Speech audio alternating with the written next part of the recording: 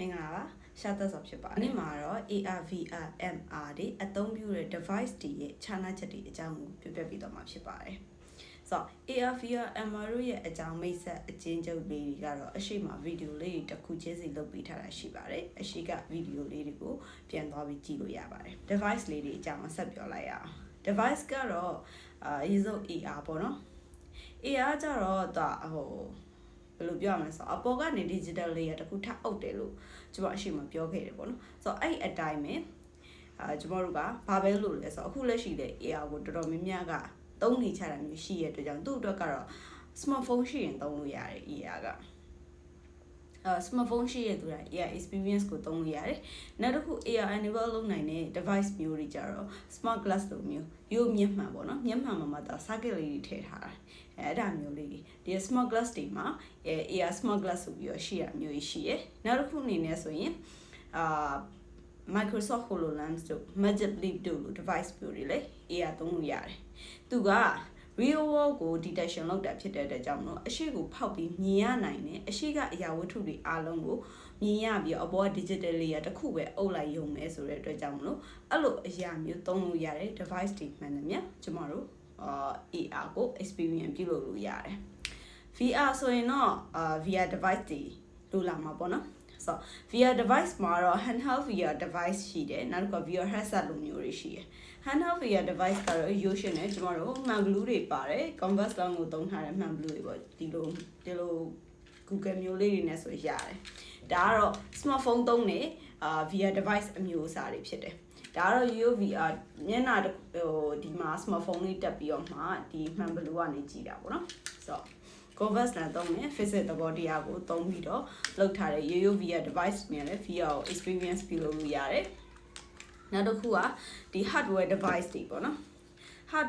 hardware VR device တွေကိုလည်းVR headset လို့ပြောမှာပေါ့အဲ့ဒါမျိုးတွေလည်းသုံးလို့ရတယ် Meta Quest 2 3တို့ဒါမျိုးတွေနောက်ပြီးတော့ HTC Vive Oculus Quest Oculus ကတော့ခု Meta Quest ဖြစ်သွားတာဆိုတော့အဲ့ဒါမျိုးတွေမှာကျမတို့ VR device တွေကအဲ့လို device တွေကိုသုံးလို့ရတယ်ပေါ့နော်သူကပတ်ဝန်းကျင်တစ်ခုလုံးကိုဒီ VR wall အနေနဲ့ပြောင်းလိုက်တာဒါကတော့ budget type ပေါ့ဒါလေးတွေဆိုတော့ကျွန်တော်လွန်ခဲ့တဲ့ဘယ်လောက်လဲ3-5နှစ်လောက်ရှိမှာအဲ့လောက်ကဝယ်ထားတာဒီက non VR 4000နီးပါးလောက်ရှိရဲ့အဲ့တော့အခုတက်တာတဲ့ပစ္စည်းလေးတွေလည်းရှိပါတယ်တစ်စိတ်ကတော့တစ်ခုနဲ့တစ်ခုမတူဘူးပေါ့ it's okay ဒါကဘာထီအောင်လုပ်လို့ရလဲဆိုတော့ physics သဘောတရားကိုနားလည် DIY အောင်လုပ်လို့ရတယ်ဒီလိုမျိုး device တွေကမှန်လို့နှစ်ခုနဲ့သွားရတာဆိုတော့အဲ့ဒါမျိုးလေးတွေရှိတယ်အဲ့ဒါမျိုးလေးတွေကကျွန်တော်တို့ဗာနဲ့ပါတွဲသုံးလို့ရလဲဆိုတော့ဒီလို controller လေးတွေဆိုတော့ဒီလို controller လေးတွေနဲ့တွဲပြီးတော့သုံးမယ်ဆိုရင်เนาะဒါ VR ကိုcontrol ပါလုပ်လို့ရမယ်ခုနလို headset ကြီးပဲတီးတန်းဆိုရင်เนาะဒါ VR ကိုကြည့်လို့ရတယ်တချို့ကြီးတော့တော်တော်များများကရုပ်ရှင်ကြည့်တယ်ဘယ်လိုပြောရမလဲခြားရဟက်စီးတယ်လို့ပါတော့အဲ့ဒါမျိုးလေးတွေရှိရပေါ့နော် VR movie လေးတွေအဲ့ဒါမျိုးလေးတွေကြည့်တာမျိုးတော့ကိုဒီတိုင်းသုံးညာအများတယ်ဒါပေမဲ့ controller ပါမယ်ဆိုရင်နော်သူက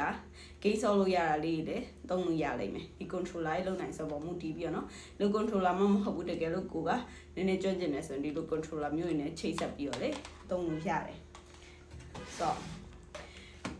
ဒါကတော့ phone ကိုပဲ hardware အနေနဲ့သဘောထားပြီးတော့ဒီ VR Google မျိုးကိုသုံးလိုက်တာမျိုးပေါ့နော်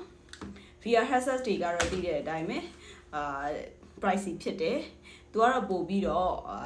လုံနိုင်စွမ်းရင်ပိုမြင့်တာပေါ့ပေးတဲ့ quality ကလည်းပိုကောင်းနိုင်မယ်ဒါပေမဲ့အထက်က software တွေကတော့အတူတူပဲ hardware မှာသုံးလို့ရတဲ့ software နဲ့ဖုန်းထဲမှာသုံးလို့ရတဲ့ software နဲ့